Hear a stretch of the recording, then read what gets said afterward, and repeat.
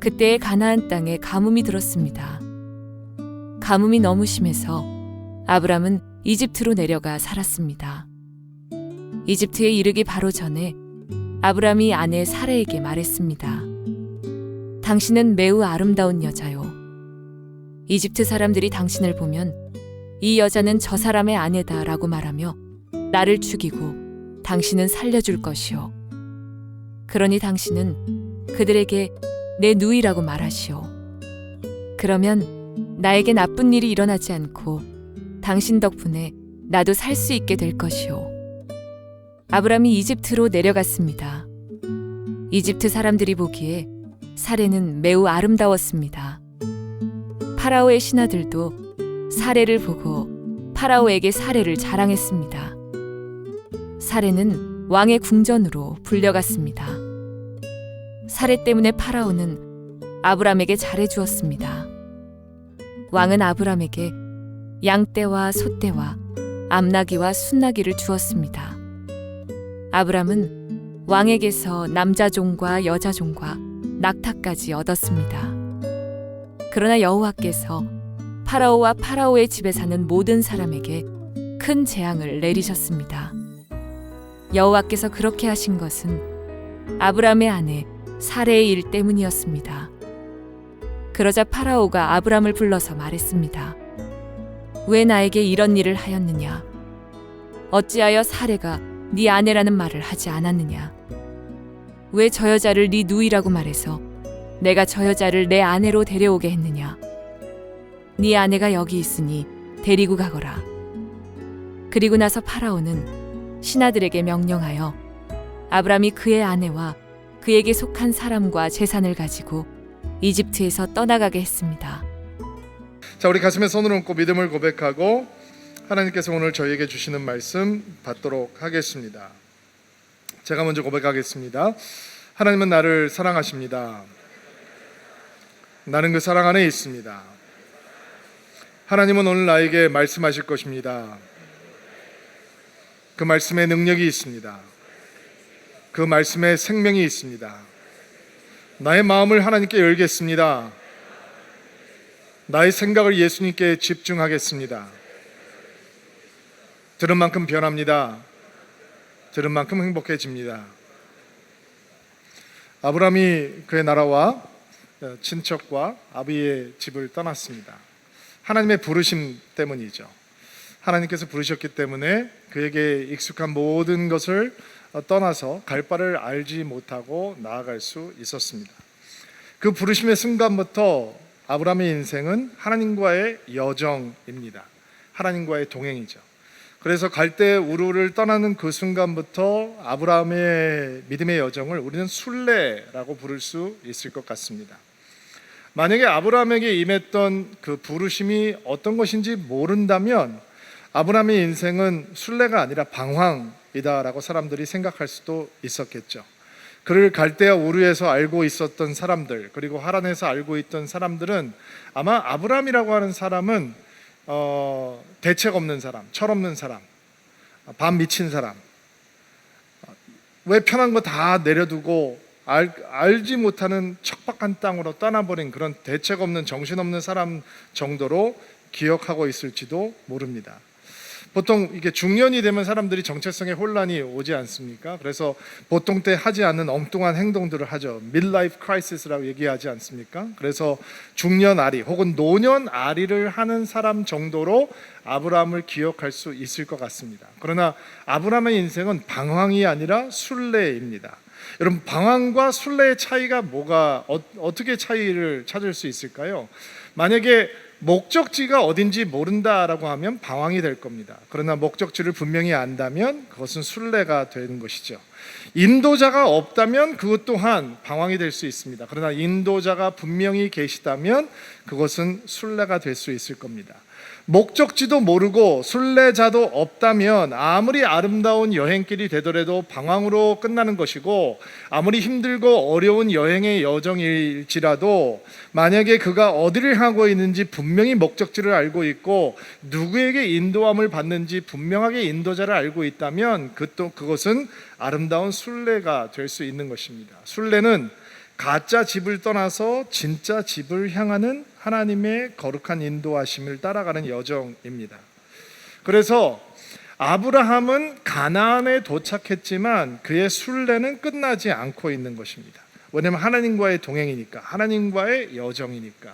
그리고 우리가 지난주에 이야기를 나누었듯이 아브라함이 부르심을 받은 순간부터 하나님께서는 아브라함의 시선을 보이지 않는 영원한 하나님의 한 성, 하나님의 나라를 향해 있기를 원하셨기 때문에 그는 가나안 땅에 도착했지만 하나님과 함께 동행하고 하나님의 영원한 한 성을 바라보는 그 여정이 끝나지 않았기 때문에 그의 순례는 ing, 진행형으로 계속되고 있는 것입니다.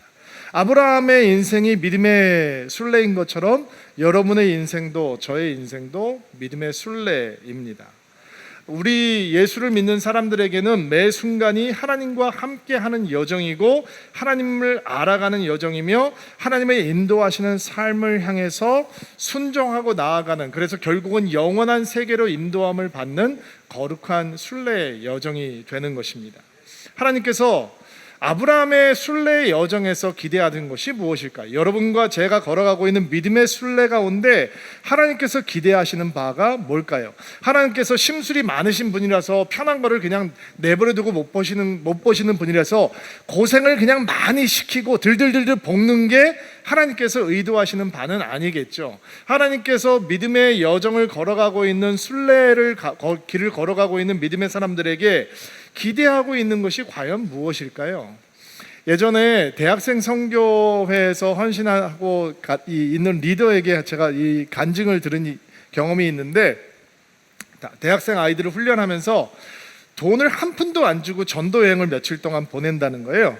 무전 여행을 보내는 거죠. 그러면 가서 돈도 한 푼도 없는데 누군가를 의탁하고 의뢰해서 밥도 먹기도 하고 잠도 자기도 하고 전도도 하고 이런 이제 훈련을 한다라는 얘기를 제가 오래전에 들었어요. 제가 그 얘기를 들으면서 제가 가지고 있었던 이 미국적인 사고로는 어떻게 생각을 했냐면, 아니 왜 멀쩡하게 그냥 돈 주고 밥도 제대로 사 먹으라고 그러고 잠도 좀 편안하게 자면서 전도하면 안 되나? 이런 생각을 제가 가졌던 적이 있어요. 그런데 그렇게 돈을 다 빼앗고 무전으로 사람들을 여행을 시키면서 의도하는 바는 뭘까요? 어떤 상황에서든지 오직 하나님만 신뢰하는 훈련을 젊은이들에게 시키려고 하는 거겠죠.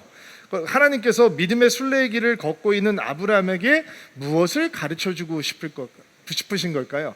야, 인생이 만만치 않다, 너 고생해야 된다, 이 정도 가르치고 싶으신 걸까요? 그거는 아닐 거예요. 그렇죠? 하나님께서는 어떤 상황에 처하든지 아브라함이, 믿음의 사람들이 전적으로 하나님을 신뢰하는 것을 가르쳐주기를 원하시는 거겠죠. 믿음의 길을 걷다 보면 예상치 못한 어려움들을 만나게 되거든요. 순례의 여행 전체가 하나님을 향한 여정이고 하나님과 함께하는 여정이라면, 그러면 그 믿음의 길에서 만나게 되는 크고 작은 어려움들, 이런 것들이 하나님을 만나고 체험하고 경험하는 장이 되어야 되겠죠. 하나님을 의지하고 하나님의 이름을 부르고 하나님의 도우심을 구하고 하나님의 인도하심을 받는 그런 길이 되어야 되는 것이죠. 믿음의 길에서 만나게 되는 크고 작은 어려움이 하나님으로부터 우리를 떨어뜨려 놓는 여정이 아니라 조금 더 하나님 앞에 가까이 가고 하나님 체험이 쌓여져 가고, 그래서 하나님을 향한 신뢰가 커져가고 하나님을 향한 사랑이 깊어져 가는 여정이 되어야 하는 것입니다. 만약에 우리가 믿음의 여정에서 만나는 어려움 가운데서 그것을 경험하지 못한다면 우리는 믿음의 순례의 길을 걷고 있으면서도 방황자처럼 살게 될 것입니다. 우리는 오늘 거기에 대한 묵상을 좀 해보려고 하는데요, 우리가 오늘 보았던 본문을 보면 가나안 땅에 큰 기근이 임해왔다라고 하는 나쁜 소식으로 시작이 됩니다. 10절 말씀 같이 한번 한 목소리 읽어보겠습니다. 시작. 그때 가나안 땅에 가뭄이 들었습니다. 가뭄이 너무 심해서 아브라함은 이집트로 내려가 살았습니다. 가뭄이 들었어도 그냥 가뭄이 아니라라고 하는 사실을 알려주죠. 가뭄이 심했다. 그 가뭄의 심각성이 비가 조금 모자라서 농사 짓는데 조금 어려움이 이 정도가 아니라 짐승도 사람도 생존의 위협을 느낄 만큼 아주 극심한 가뭄이, 기근이 가나안 땅에 들었다. 그리고 그 시간이 꽤 오랫동안 지속이 되어서 이제는 그 땅에서는 생활을 하기가 어려워졌다라고 하는 상황을 지금 성경이 설명하고 있는 것입니다. 좀 납득이 되지 않죠? 하나님께서 갈대아 우르라고 하는 곳에서 아브라함을 부르셨잖아요. 근데 갈대아 우르라고 하는 곳이 어떤 땅이냐면 강 두 개를 끼고 있는 땅이거든요. 유프라테스 강과 티그리스 강. 그러니까 이게 농작을 잘 할 수 있는 수자원이 풍부하다, 이런 얘기가 되겠죠. 그리고 하나님께서 그 땅에서 불러내셔서 내가 너에게 보여줄 땅으로 가라라고 말씀하셨어요. 그리고 어떤 약속을 거기다 딱 달아 놓으셨냐면 내가 너를 큰 나라를 만들어 줄 것이다. 내가 너에게 복을 줄 것이고 너의 이름을 빛나게 할 것이다. 네 이름을 창대하게 할 것이다. 내가 다른 사람들에게 복이 될 것이고 너를 복 주는 사람에게 내가 복을 주고 너를 저주하는 사람을 내가 저주할 것이고 너는 모든 백성들이 너를 통해서 복을 누리게 될 것이다. 이게 어마어마한 약속인 거예요. 어마어마한 복을 붙들고 갈대아 우를 떠나온 거예요. 그렇다면 하나님께서 인도하시는 가나안 땅에 도착을 했어요. 아브라함이 이런 대단한 약속을 가진 사람이에요. 그러면 시나리오가 어떻게 전개가 돼야 되냐면 아브라함이 오면 기근이 있던 땅에도 아브라함이 도착하는 순간 비가 내려야 되는 거예요. 예? 엄청나게 기근이 임해왔는데 아브라함이 움직일 때 이 먹구름이 따라오고, 그리고 기근이 임한 땅에 아브라함이 딱 도착을 하면 막 천둥 번개가 치고 폭우가 쏟아지고 농사가 안 되던 땅에도 풍작이 임해 와야지 이 약속이 성취가 되는 거 아니겠습니까? 그런데 실제로는 어떻게 진행이 돼요? 너무 풍요로운 땅에서 하나님께서 인도해 놓으셔서 하나님께서 보여주시는 땅으로 들어왔는데 그 땅에 도착하자 기근이 임해와요. 자, 여러분이 그런 상황 속에 있다면 마음이 어떠시겠어요? 편하지 않으실걸요? 이럴 때 우리가 제일 잘 쓰는 말 뭐예요?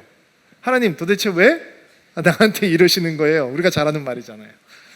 그런데 더 기가 막힌 사실은 유다 전승, 아브라함 미드라시 같은 유다 전승을 보면 이 기근이 그 주변 지역을 덮고 있는 기근이 아니라 가나안 땅, 그러니까 하나님께서 보여주셔서 특별하게 아브라함을 인도한 가나안 땅에만 임한 기근이었다, 이렇게 설명을 하고 있어요. 다른 곳은 괜찮은데 하나님께서 인도하신 땅에만 극심한 기근이 임해왔다라는 거예요. 배신당한 느낌 들지 않습니까? 하나님 뭐야? 무슨 약속이 이래? 이런 마음이 들지 않나요? 그러나 여러분 흥분하지 말고 이렇게 한번 생각해 보시기 바랍니다. 만약에 기근이 존재하지 않는 하나님의 축복과 약속, 그것을 구하고 있다면, 그것을 기대하고 있다면 그게 진짜 믿음이라고 생각할 수 있을까요?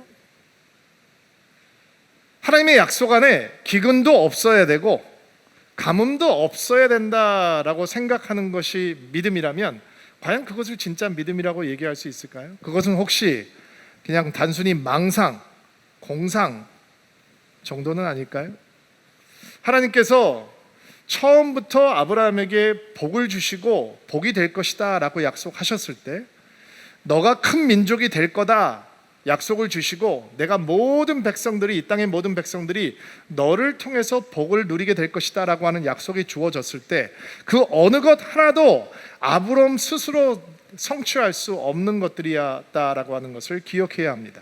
그가 아들을 얻어서 그 아들을 통해서 거대한 민족이 된다고 하는 것도, 그가 복이 되고 그가 복을 전해주는 사람이 된다라고 하는 것도, 이 땅에 있는 모든 백성들이 아브람을 통해서 복을 얻게 그 어느 것도 하나님의 역사 없이는 성취될 수 없는 약속이었습니다. 그렇다면 하나님께서 아브람에게 약속을 던져주셨을 때는 아브람의 마음을 부풀리기 위해서가 아닙니다. 그 약속을 통해서 하나님께서는 믿음을 키워주시기 원하셨던 것입니다. 그리고 하나님께서 약속의 땅으로 인도하셨는데 그 땅 가운데 기근이 임했다면 그 이유 또한 그것을 통해서 하나님께서는 믿음을 길러주시기 원하신다라고 하는 사실은 우리는 오늘 확인해야 합니다. 여러분, 하나님께서 우리에게 축복을 주십니다. 아멘이죠? 약속을 주십니다. 비전을 주십니다. 꿈을 주십니다. 그런데 그 꿈을 따라가고 그 비전을 따라가고 약속을 따라갔는데도 불구하고 기근과 가뭄이 나타납니다. 그렇다면 하나님께서 우리를 배신하고 있는 것이 아니라 거기서만 경험할 수 있는 믿음의 역사가 있다라고 하는 것을 우리는 믿어야 하는 것입니다. 믿음의 사람들에게 기근이 다가옵니다. 건강하게 살다가 갑자기 질병에 결리기도 하고요, 사업이 잘 되다가 사업이 망가지기도 합니다. 멀쩡히 다니고 있던 직장을 잃기도 하고요. 젊은이들은 오랫동안 직장 준비를 하고 있는데 직장을 얻지 못하게 되기도 합니다. 결혼의 위기가 오기도 합니다. 자녀들이 방황을 하기도 합니다. 재정적으로 너무 많이 힘들어서 고통을 당하기도 합니다. 신앙의 위기가 오기도 합니다. 하나님을 향해서 실망과 섭섭함이 쌓여가기도 합니다. 믿음의 사람들에게 이렇게 기근과 가뭄 같은 상황들이 발생을 하는 거죠. 그러나 우리는 기억해야 합니다. 기근 속에서만 만날 수 있는 하나님이 있습니다. 건강할 때 하나님을 충분히 만날 수 있죠. 그러나 질병에 걸릴 때 만날 수 있는 하나님이 따로 계시는 것입니다. 아무 문제가 없을 때 하나님 만날 수 있죠. 하나님 좋은 분이세요. 그러나 모든 것이 다크해질 때 만날 수 있는 하나님이 분명히 계시는 것입니다. 그리고 우리는 기근과 가뭄이 올 때 그 하나님을 만나야 되는 것입니다. 그 하나님의 도우심, 그 하나님의 개입하심, 그 하나님의 간섭, 그 하나님의 능력, 그 하나님의 인도하심, 그 하나님의 풍요로우심은 우리가 기근과 가뭄 속에서만 만날 수 있는 것이기 때문에 그렇습니다. 그렇다면 우리가 약속의 땅에, 하나님께서 인도하시는 땅에 들어갔는데 기근이 이미 왔다. 그러면 그 전보다 더 하나님을 구하고 찾고 만나려고 하나님을 붙들어야 되는 것입니다. 그런데 아브라함은 하나도 망설이지 않고 이집트를 향해서 떠나가기 시작합니다. 10절 말씀에 아브라함이 이집트로 내려가 살았습니다, 이렇게 얘기하고 있죠. 믿음의 사람이 할 수 있는 최악의 선택입니다. 최악의 선택. 근데 상식적으로 생각하면 아브라함의 선택은 아마 최선의 선택처럼 보일 겁니다. 나일강을 끼고 있는 이집트에는 이 양식이 풍성하게 있었기 때문에, 그리고 나중에 보면 이 야곱의 시대에도 가뭄이 크게 임해오니까 어디 가서 양식을 구해라고 보내죠? 이집트 땅에 가서 양식을 구해라고 보내지 않습니까? 그런데 지난주 본문을 보면 아브라함이 가나안 부족들 사이에서 장막을 치면서 점점 남으로 남방 쪽으로 이동하는 것을 볼 수 있거든요. 그런데 거기에 대해서 우리가 별로 주의 깊게 보지 않을 수도 있지만, 이 남방 쪽으로 향하고 있는 아브라함의 행보를 보면서 아서 핑크라고 하는 성경학자는 기근이 들기 전에 이미 아브라함의 얼굴은 이집트를 향해 있었다, 이렇게 기록을 했어요.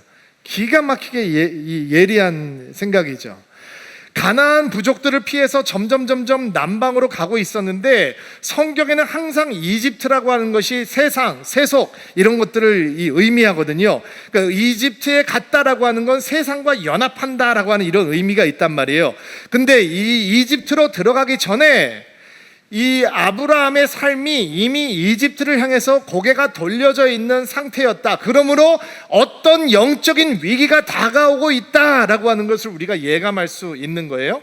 어떤 분들은 이집트 내려가는 게 뭐가 잘못이냐, 얼른 가나안 땅에 가뭄이 왔으면 이집트 땅에 내려가서 식량을 구하고 목숨을 구하는 게 당연한 거 아니냐, 이렇게 생각할 수 있는데, 여러분, 가나안 땅의 향으로 출발했을 때부터, 그리고 가나안 땅에 도착해서도 아브라함의 인생은 믿음을 길러가는 순례의 여정이다라고 얘기했어요. 그러나 이집트 땅에 들어가기 전에 아브라함이 하나님의 도우심을 구했다, 하나님에게 물어보았다, 하나님의 지혜를 구했다, 하나님께 기도했다, 하나님께 예배했다, 하나님 앞에 어떻게 해야 좋은지 의논했다, 이런 얘기는 전혀 등장하고 있지 않아요. 남방으로 돌아가서 그의 얼굴이 이집트를 향하고 그의 믿음이 흔들리고 그가 너무 이집트에 가까이 있어서 영적인 위기를 경험하고 있으면서 그는 기도하는 것도 예배하는 것도 제단 앞에 서는 것도 다 잊어버리고, 들려오는 소문들, 이집트에 가면 양식이 많이 있대, 거기는 문제가 없대, 거기는 기근이 없대, 이런 소식들을 접하고 자기의 의지와 자기의 지혜와 자기의 판단만을 의지해서 그냥 망설임 없이 가족들과 모든 재산을 끌고 이집트 안으로 들어가게 되는 것이죠. 여러분, 믿음의 사람이 할 수 있는 최악의 선택은 하나님 외에 다른 곳에 신뢰를 두는 것입니다. 하나님 외에 다른 곳에 도움을 구하는 것입니다. 하나님 외에 다른 것을 의지하고 하나님 외에 다른 것을 소망하는 것입니다. 그렇게 되면 믿음은 추락할 수밖에 없습니다. 그럼 목사님, 굶어 죽게 됐는데 어떻게 살아나냐 말입니까? 그건 너무 실질적인 상황들, 현실을 외면하는 말 아닙니까? 그러나 여러분 기억하시기 바랍니다. 이스라엘 백성들이 광야에서 먹을 게 없었습니다. 하나님께서 그들을 어떻게 먹이셨습니까? 만나를 내리시는 겁니다. 땅의 양식이 떨어지면 여러분 하늘의 양식이 임해옵니다. 그런데 땅의 양식만 찾아다니면 만나 못 먹습니다. 메추라기 떼가 떨어지는 것도 보지 못합니다. 여러분 믿음의 축복은 뭔지 아십니까? 믿음의 길을 가다가 홍해를 만나면 하나님께서 홍해를 갈라버리시는 것입니다. 이게 믿음의 축복인 것입니다. 물론 아무것도 없을 때 만나를 기다리는 거 쉽지 않습니다. 절망적이고 고통스러울 때 하나님만 기대하는 거 쉬운 일이 아닙니다. 근데 그것을 하는 사람은 하늘의 만나를 먹는 것입니다. 홍해가 갈라지는 것을 보게 되는 것입니다. 지금 아브라함이 하나님의 인도하심을 받은 땅에서 기근이 임했습니다. 하나님께서 고통을 주시기 위해서 목적을 가지고 계신 것이 아니라 기근 속에서, 가뭄 속에서 하나님의 풍요로운 공급을 주시기 원하시는 것이죠. 근데 그가 하나님을 구하지 못합니다. 그리고 이집트 땅으로 들어가면서 그의 믿음은 추락하기 시작하는 것입니다. 11절부터 13절 말씀 같이 한번 한 목소리 읽겠습니다. 시작. 이집트에 이르러 바로 전에 아브라함이 사rai 아내에게 말했습니다.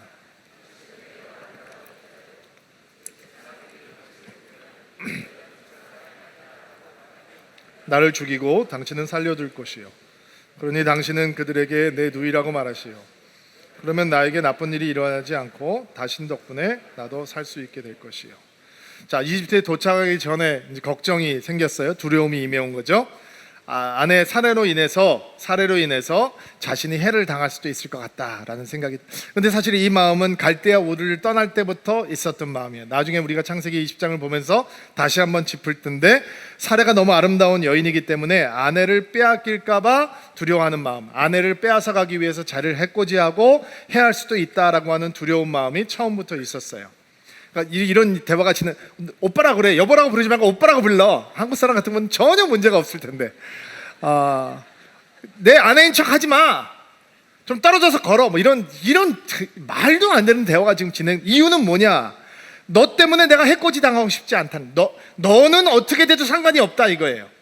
4,000년 전의 일이에요. 여성의 인권이 존재하지 않던 시대였고, 아내도 남편의 재산처럼 여겨지는 그런 시대였기 때문에 네가 어떻게 되건 상관없어, 내가 살아야 되니까 어디 가서든지 아내라고 하지 말고 동생이라고 해, 너를 빼앗겨도 나는 살아야 되겠어, 이런 정말 이 파렴치한 생각이 아브라함 속에 있었던 거예요. 어디를 보아도 하나님에 대한 신뢰, 아내를 향한 사랑, 배려, 이런 것은 존재하지 않아요.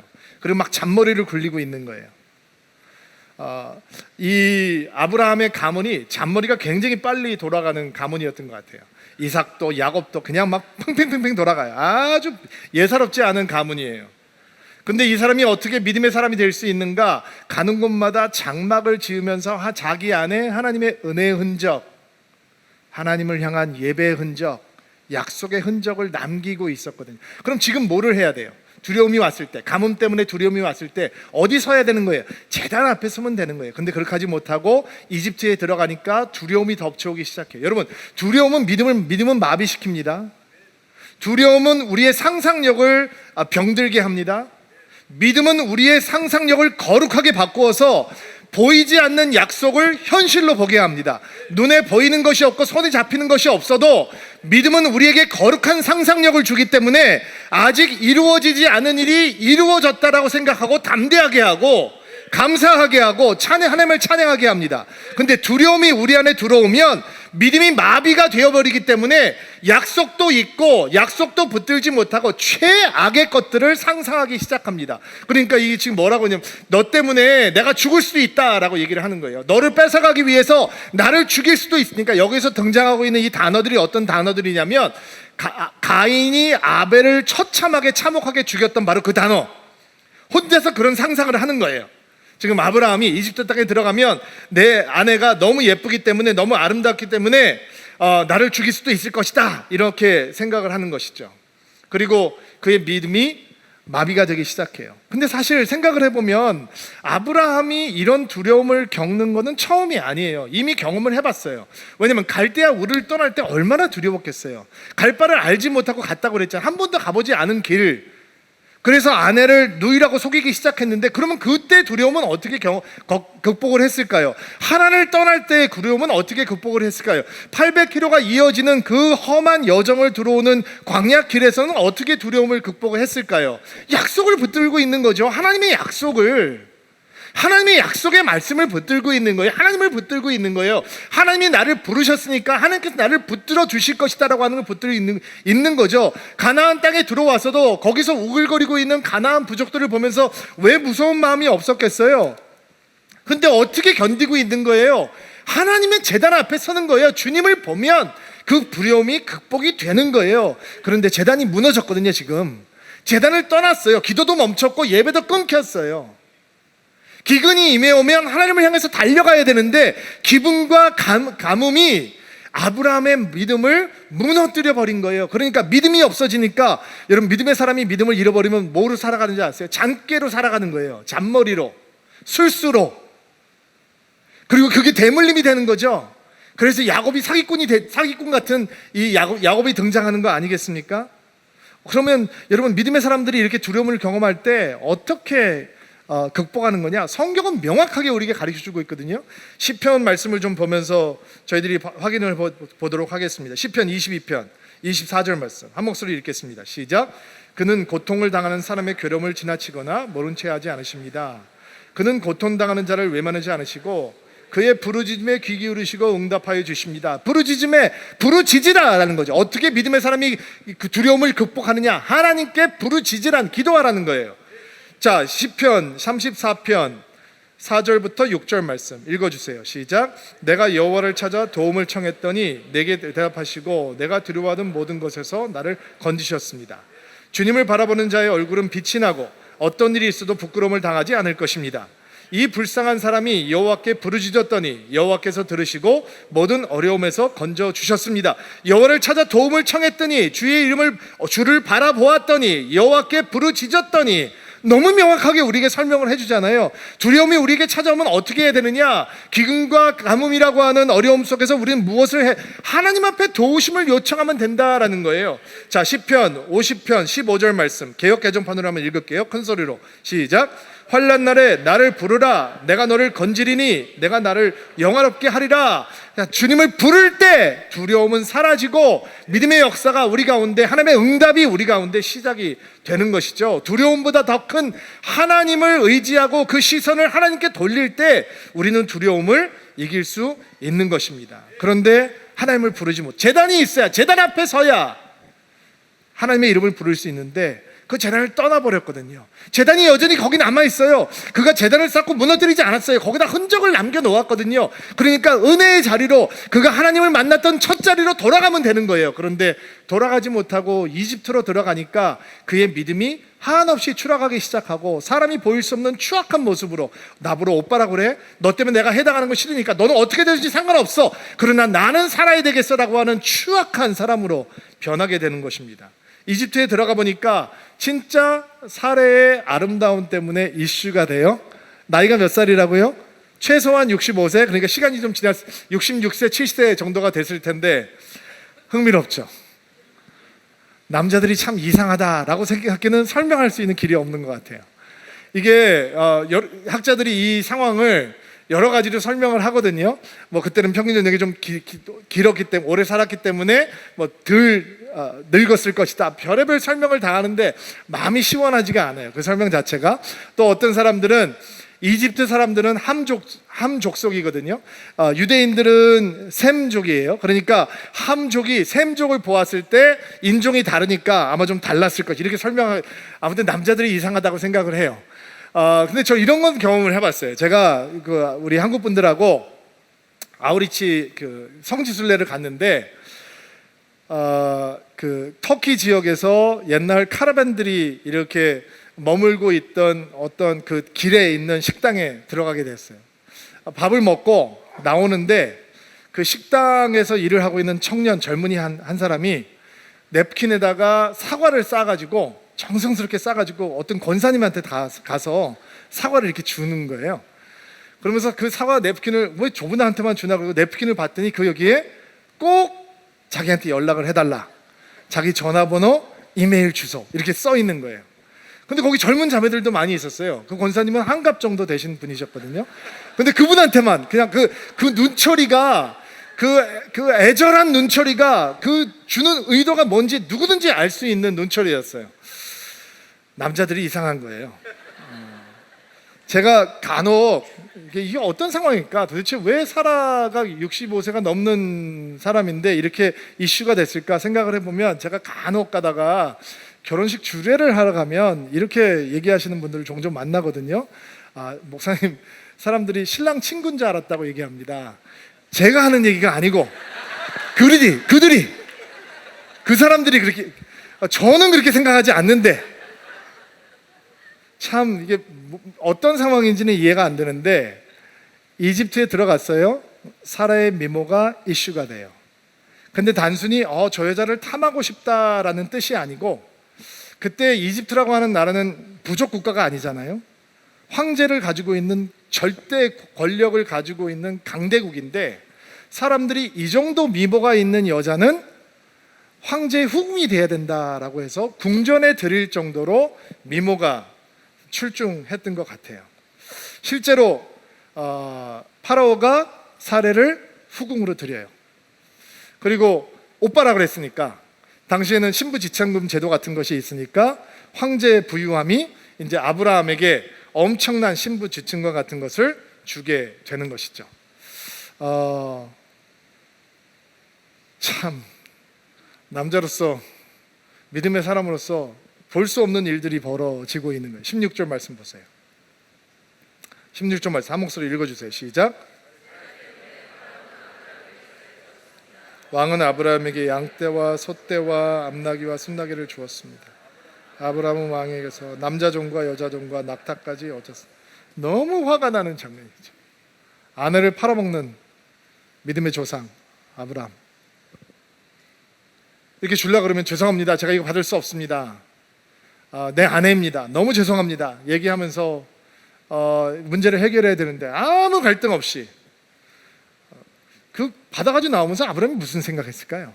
진짜 장가 잘 갔다, 내가 아내 덕분에 이런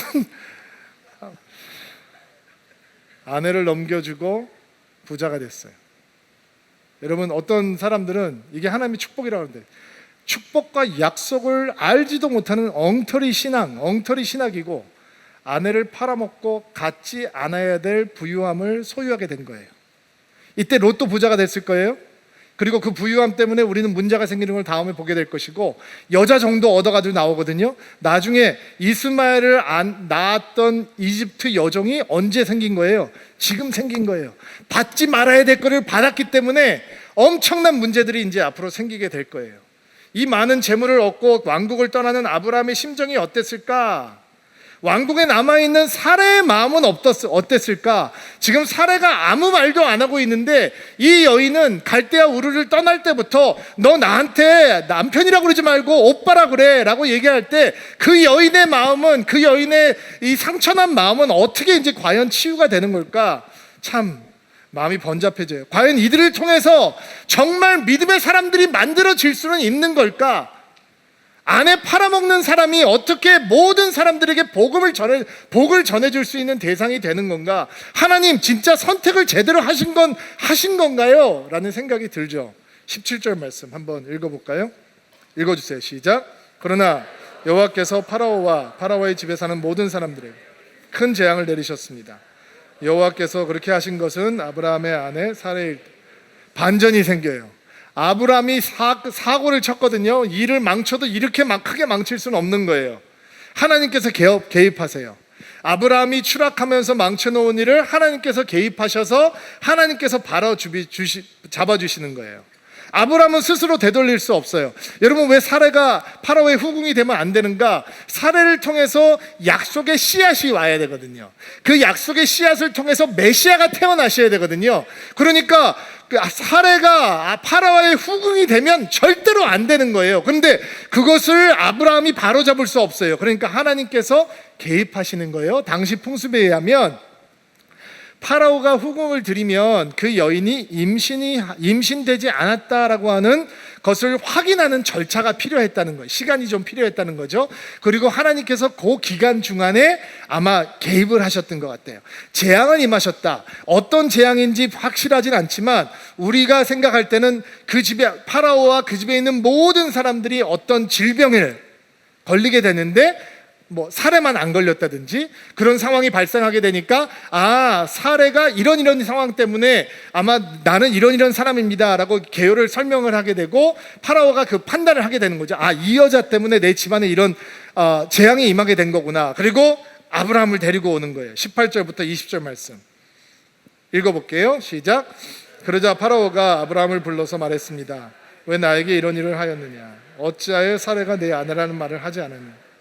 왜 저 여자를 내 누이라고 말해서 내가 저 여자를 내 아내로 데려오게 하였느냐? 내 아내가 여기 있으니 데리고 가라.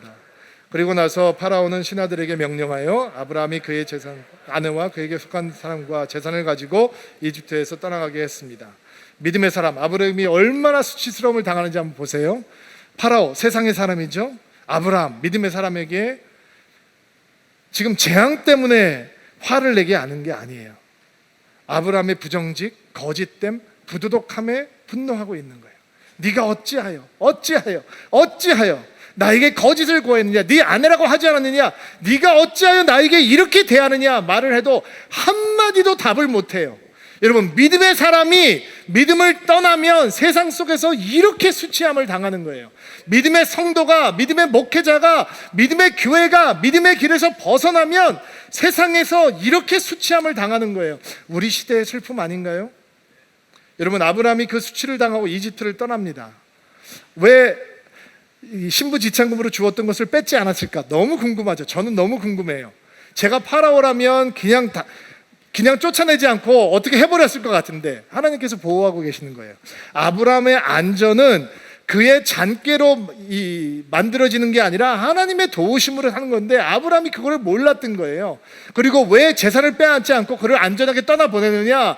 재앙을 주신 하나님을 향한 두려움이 그 안에 있는 거예요. 그리고 빨리 떠나보내요. 그리고 많은 재물을 가지고 아브라함이 이집트를 떠나게 됩니다. 부끄러운 재물, 부끄러운 부, 하나님의 영광을 드러내지 못하는 부, 수치스러운 부를 가지고 떠납니다. 저는 이 이집트를 떠나오는 그 행렬을 한번 상상해 봤어요. 재산은 많아요. 아무도 땅만 쳐다보고 거는 거죠. 아브라함도 할 얘기가 없고 사레도 할 얘기가 없고 롯도 할 얘기가 없고 그와 함께 했던 종들도 아무런 할 얘기가 없는 거예요. 그리고 그들이 조용히 다시 가나안 땅으로 돌아옵니다. 여러분, 이집트 이야기가 이렇게 끝난다면 우리는 오늘 절망하고 떠나가야 됩니다. 그러나 이집트의 이야기는, 사라의 이야기는, 아브라함의 이야기는 이렇게 끝나지 않습니다. 13장 1절부터 4절 말씀 같이 한번 읽어볼게요. 한 목소리로 시작.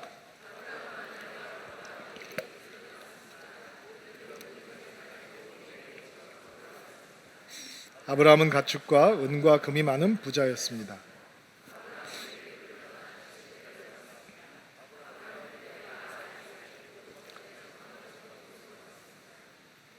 아브라함이 전에 제단을 쌓았던 곳이었습니다. 아브는 거기서 하나님 여호와께 예배를 드렸습니다. 이집트를 떠나서 다시 왔던 땅을 거슬러 올라가는 거죠. 네게브를 지나서 베델, 하나님의 집이라고 하는 베델, 거기서 장막을 지었고 그리고 하나님의 이름을 부르며 제단을 쌓았던 곳이에요. 거기서 그 제단 앞에서 그가 다시 하나님의 이름을 부르고 예배드렸다라고 얘기를 하죠. 회개했다는 말입니다. 다심의 믿음의 자리에 서서 믿음을 붙들었다라고 하는 뜻입니다. 그가 기근을 피해서 이집트를 향할 때 믿음을 버리는 것처럼 살았거든요. 믿음의 사람처럼 살지 않았거든요. 약속의 사람처럼 축복의 통로처럼 살지 못했어요. 근데 그렇게 살기 때문에 수치를 당하고 다시 가나안 땅으로 돌아와서 그가 드렸던 예배의 자리에 서서 그가 만났던 하나님을 다시 기억하고 붙드는 거예요. 여러분, 이게 사람 의지로 가능합니까? 절대로 불가능합니다. 이게 하나님의 은혜입니다. 추락했던 인생이 다시 회개할 수 있는 것이 하나님의 은혜입니다. 요한계시록을 보면 예수님의 사랑이 식어져 있는 에베소 교회를 향해서 예수님께서 편지를 쓰시면서 이렇게 준엄한 말씀을 하십니다. 요한계시록 2장 4절 5절 말씀, 개역 개정판으로 한번 읽어볼게요. 시작.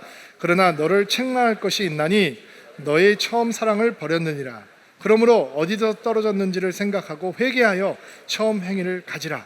만일 그리하지 아니하고 회개하지 아니하면 내가 내게 가서 내 첫 딸을 그 자리에서 옮기라. 처음 사랑이 어디서 놓쳤는지 생각하고 회개해서 처음 그 사랑을 회복하라. 이게 하나님의 은혜의 도전인 거예요. 기근 때문에 믿음을 버리고 이집트 땅에 들어가서 믿음의 사람이 경험할 수 없는 수치스러움을 경험하고 다시 돌아와서 무슨 면목으로 주님 앞에 설까요? 그러나 서는 것이 믿음인 거예요. 서는 것이 하나님의 은혜인 거죠.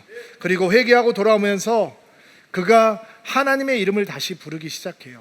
한국어 성경을 보면 그가 이 남방으로 다시 들어와서 베델로 올라가는 길에 이리저리 다녔다라고 하는 표현이 빠져 있거든요. 그러나 원어를 보아도 그렇고 영어 성경을 보아도 이리저리 다니면서 베델까지 올라갔다. 근데 이게 정처 없이 헤매고 다니는 것이 아니라 어떤 분명한 목적을 갖고 여기 갔다 저기 갔다 하면서 베델로 올라가고 있는 거예요. 하나님께서 지금 무엇을 하고 계실까요? 다시 그가 하나님의 이름을 부르는 것, 하나님 제단 앞에 서는 것, 주의 약속을 기억하는 것, 은혜의 흔적을 붙드는 것, 이것들을 차근차근 인도해 주고 계시는 거예요.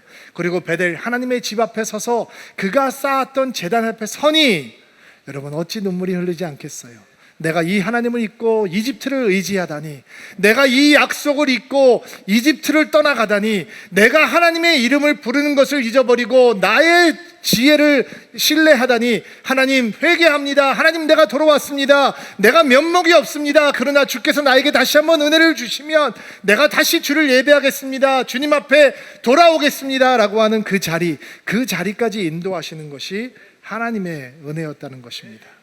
여러분, 이 아브라함의 이야기가 우리의 이야기입니다. 여러분, 우리가 실패하잖아요. 그러나 우리는 실패자가 아니에요. 왜요? 바로 이 은혜 때문입니다.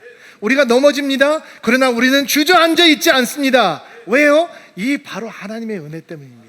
우리가 끊임없이 주님 앞에 범죄합니다. 그러나 우리는 은혜 안에 있습니다. 왜요? 바로 우리가 보고 있는 이 사랑 때문입니다. 우리는 세상에서 또 실수하고 넘어지고 주님과 멀어질 수 있습니다. 그러나 우리의 이야기는 그렇게 끝나지 않습니다. 우리는 다시 은혜로 돌아옵니다. 왜? 바로 이 하나님의 사랑 때문입니다. 이 사랑이 없다면 우리는 절대로 믿음의 순례를 걸어갈 수 없는 것입니다.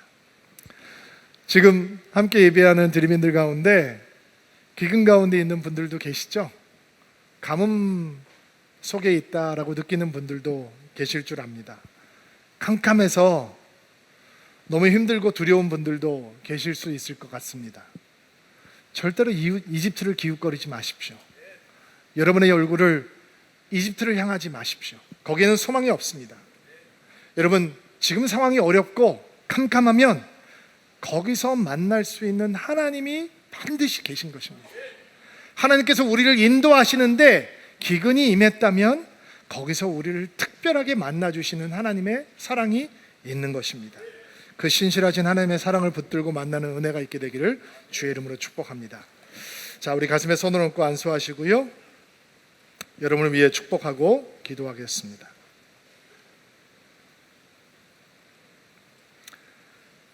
하나님, 기근과 가뭄이